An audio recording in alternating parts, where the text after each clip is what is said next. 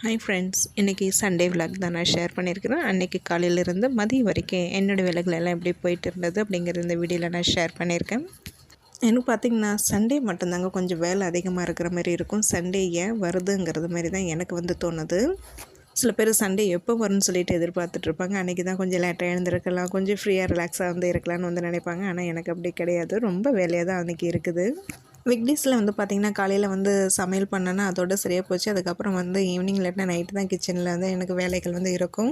மற்ற டைமில் இடையில எப்போயா டீ போடுறதோட சரி அவ்வளோதான். கிச்சன் வேலை ரொம்ப இருக்குது. ஆனால் சண்டே அன்றைக்கி பார்த்திங்கன்னா இன்னும் பொழுது இருக்குது, இன்னும் கிச்சன்லேயே இருக்கிற மாதிரி தான் இருக்கும். ஏன்னா அன்றைக்கி பசங்க ஹஸ்பண்ட் எல்லாம் வீட்டில் இருப்பாங்க. காலையில் டிஃபன், மதியம் லஞ்சு, நைட்டு டிஃபன் சொல்லிவிட்டு அப்புறம் இடையில எதனா ஸ்நாக்ஸ் வேணும்னா செய்கிற மாதிரி இருக்கும். அப்புறம் அந்த வீக் டேஸுக்கு தேவையான காய்கறிகள் வாங்குறது, வெளியில் போகிற வேலைன்னு இருக்கும். எனக்கு என்னமோ அன்றைக்கி சண்டே ஃபுல்லாகவே ரொம்ப வேலையாக போயிட்டுருக்கும். எனக்கு ஏன் சண்டே வருதுங்கிற மாதிரி தான் இருக்குது. அன்றைக்கி மார்கழி 1 வரை இன்றைக்கி கோலம் போடலான்னு சொல்லிட்டு பிளான் பண்ணியிருந்தேன். ஆனால் கோலம் போடுற டைம் மட்டும் பார்த்திங்கன்னா லைட்டாக தூரல் இருந்தது. அதனால் கோலம் போட முடியல. ரொம்ப சிம்பிளாக தான் போட்டேன். அதுவும் அலைஞ்சிருச்சு. அப்புறம் நேற்று நைட்டே துணியை ஊற வச்சுருந்தேன். ஃபஸ்ட்டு காலையில் காஃபி போட்டு குடித்த மொதல் வேலையை பார்த்திங்கன்னா அந்த துணி துவைக்கிற வேலையை தான் முடித்தேன். துணி துவைச்சதுமே இன்னும் பாதி வேலை முடிஞ்ச மாதிரி இருந்தது. குளிச்சுட்டு அதுக்கப்புறம் டிஃபன் செய்யவும் வந்துட்டேன். கிச்சனுக்கு வந்தபோது இந்த கூடையை பார்த்து டக்குன்னு ஞாபகம் வந்தது. உங்கள்கிட்ட ஷேர் பண்ணலான்ட்டு இது வீடியோ எடுத்துகிட்டு இருந்தேன். இந்த ஒயர் கூட பார்த்திங்கன்னா சாதனாப்பா ரீசெண்டாக ஒரு பூஜைக்கு போயிருந்தாங்க. அங்கே ரிட்டன் கிஃப்ட்டை கொடுத்துருந்தாங்க. ஹேண்ட்பேக் டைப் மாடலில் இருந்தது. எனக்கு ரொம்ப பிடிச்சிருந்தது. இதோட கலரும் ரொம்ப நல்லா இருந்தது. சின்னதாக கச்சிதமாக அழகாக இருந்தது. இதில் பார்த்திங்கன்னா இந்த வத்தல் பாக்கெட்டு, இது கஞ்சி வத்தல் சொல்லலைங்களா அது. அதுக்கப்புறம் இஞ்சி ஊறுக்காய், லெமன் ஊறுக்காய், அதுக்கப்புறம் இட்லி மிளகாய் பொடி, பூவு, பழம் அதெல்லாம் வச்சு கொடுத்துருந்தாங்க. இந்த இஞ்சி ஊறுக்காவும் இல்லை இந்த லெமன் ஊறுக்கான்னு சொல்ல முடியாது. அதில் பார்த்திங்கன்னா பச்சை மிளகாய், இஞ்சி, பூண்டெல்லாம் போட்டிருந்தாங்க. 2 ஊறுக்காவுமே பார்த்திங்கன்னா லைட்டாக ஸ்வீட்னஸ் இருந்தது.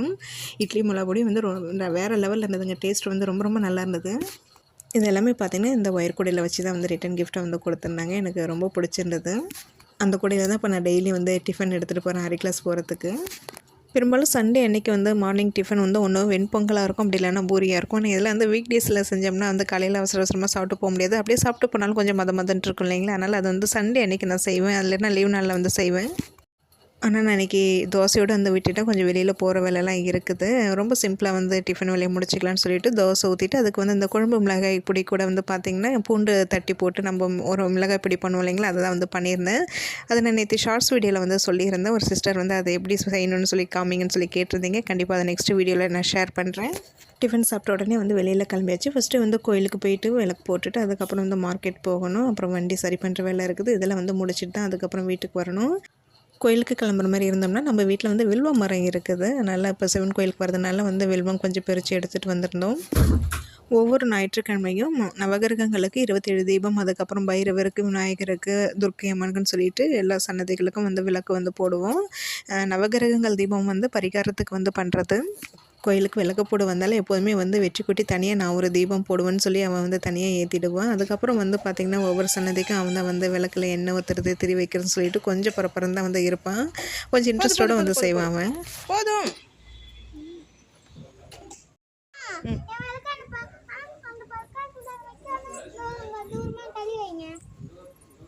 ஓகேவா? போதுமா? கையில் பாரு, கையில் பாரு. வேறு கையில் துடைக்கிறேன்.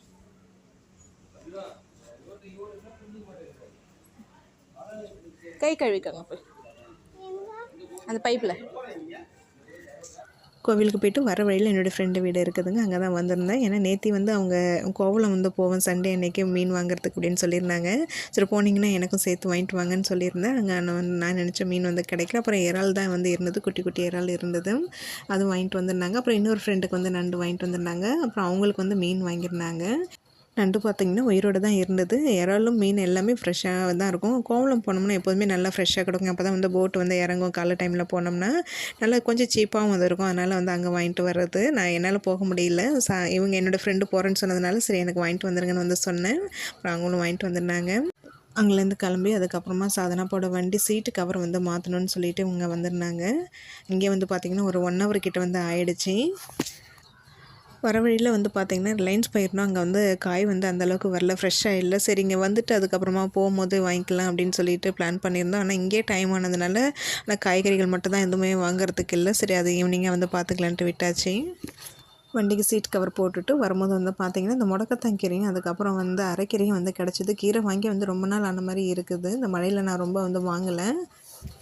கீரை வந்து கொஞ்சம் ஃப்ரெஷ்ஷாக இருந்தது. அதுவும் இல்லாமல் வந்து வெற்றிக்குட்டி நேற்றுலேருந்து சொல்லிட்டு இருந்தான், எனக்கு கீரை வாங்கி கொஞ்சம் கெட்டியாக கடைஞ்சி கொடுங்கம்மா அப்படின்னு சொல்லி நேற்றுலேருந்து கேட்டுட்டு இருந்தான். மெயினாக இப்போ அவனுக்காக தான் வந்து கீரையை வந்து வாங்கினேன்.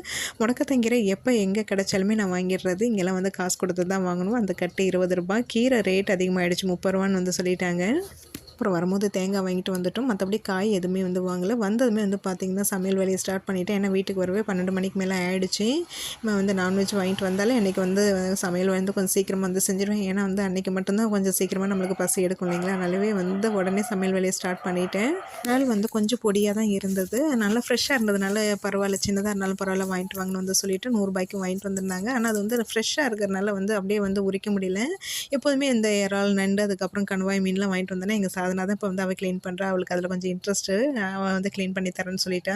ஃப்ரெஷ்ஷாக இருக்கனால வந்து அதை கிள்ள முடியல அவளுக்கு. அதனால் வந்து பார்த்திங்கன்னா சுடு தண்ணி கொஞ்சம் வெதன்னு சுடு தண்ணி வந்து அதில் ஊற்றி ஒரு 10 நிமிஷம் அப்படியே விட்டுட்டோம்னா அதுக்கப்புறம் வந்து அது தோல் உரிக்கிறதுக்கு கொஞ்சம் ஈஸியாக இருக்கும். நேரம் இல்லைங்கிறதுனால சுடு தண்ணி வந்து ஊற்றிருக்கிறோம். ஒருவேளை நீங்கள் வந்து காலையிலே வந்து வாங்கிட்டு வந்துட்டீங்க, அப்போ ஆயிரத்துக்கு வந்து டைம் இல்லை, ஃப்ரெஷ்ஷாகவும் இருக்குது அப்படி இருந்ததுன்னா நீங்கள் வாங்கிட்டு வந்த உடனே அந்த கவரோட ஒரு கிணத்துல வச்சு நீங்கள் ஃப்ரிட்ஜில் வச்சுருங்க. ஒரு 1 ஹவர் 1.5 மணி நேரம் அதில் இருந்ததுன்னா அதுக்கப்புறம் நீங்கள் எடுத்து அதில் வந்து க்ளீன் பண்ணுறதுக்கு ரொம்ப ஈஸியாக இருக்கும். அந்த மேலே இருக்கிற தோல்லாம் ஈஸியாக எடுக்கிறதுக்கு வரும்.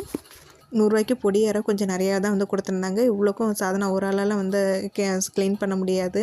சரி நீ மேலே எடுத்துகிட்டு போய் க்ளீன் பண்ணிட்டுருன்னு சொல்லிவிட்டு அதுக்கப்புறமா நான் வந்து பார்த்திங்கன்னா ஃபஸ்ட்டு டீ போட்டு தான் கொடுத்தேன். குடிச்சதுக்கப்புறமா தான் இந்த வேலையை வந்து ஸ்டார்ட் பண்ணோம். அப்புறம் அதை குடிச்சிட்டு மேலே எடுத்துகிட்டு போயிட்டேன். நான் அந்த கேப்பில் வந்து பார்த்திங்கன்னா அடுப்பில் சாப்பாடு வேறு வச்சுருந்தேன். அது வேகிற டைமில் வந்து பார்த்திங்கன்னா கீரை அப்புறம் வந்து முடக்கத்தான் கீரை அதெல்லாம் வந்து கிள்ளிகிட்டு இருந்தேன். சமையலுக்கு தேவையான அந்த வெங்காயம், தக்காளி, இஞ்சி, பூண்டு என்னென்ன தேவையோ அதெல்லாம் வந்து ரெடி பண்ணிகிட்டு இருந்தேன்.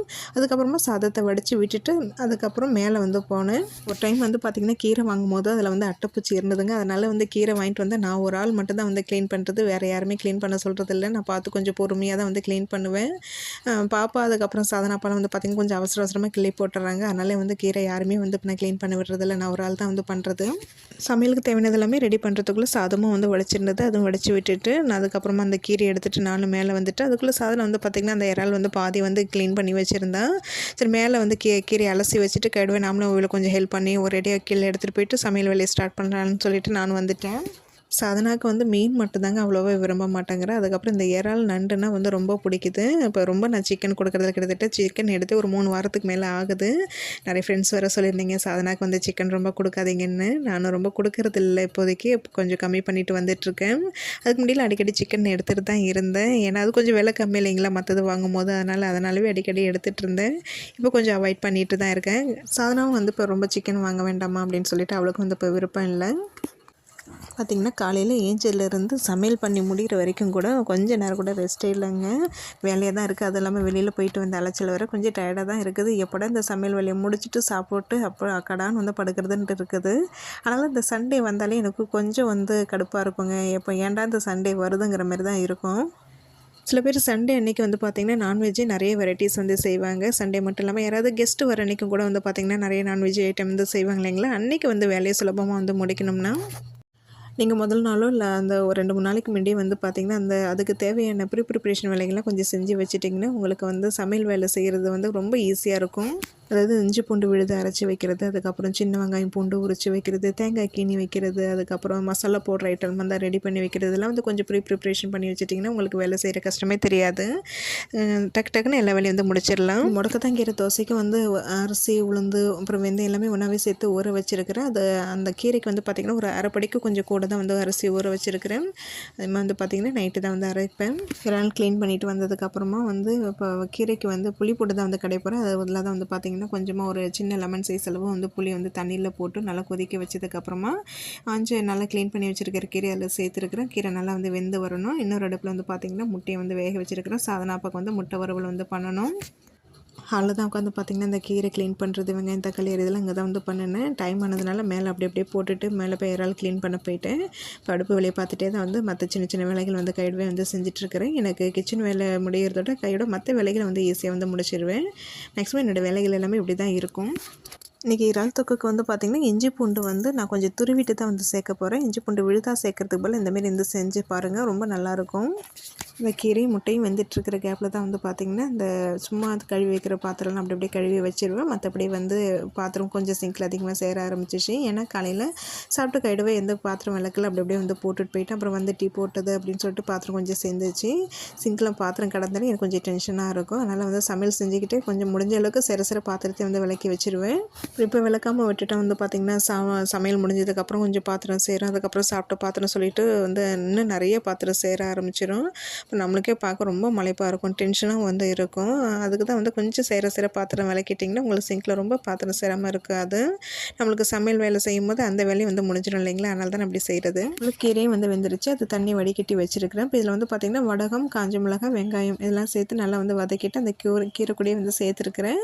இல்லை தேவையான அளவுக்கு உப்பு சேர்த்து மண் சட்டியில் போட்டு வந்து கடைஞ்சிக்கலாம். அப்படி இல்லைன்னா வந்து மிக்சியில் வந்து லைட்டாக பல்ஸ் மோடில் போட்டிங்கனாலே வந்து சட்டியில் கடைஞ்ச மாதிரி இருக்கும். இருந்தாலும் சட்டியில் கடைஞ்சால் அது ஒரு தனி டேஸ்ட்டாக இருக்கும்.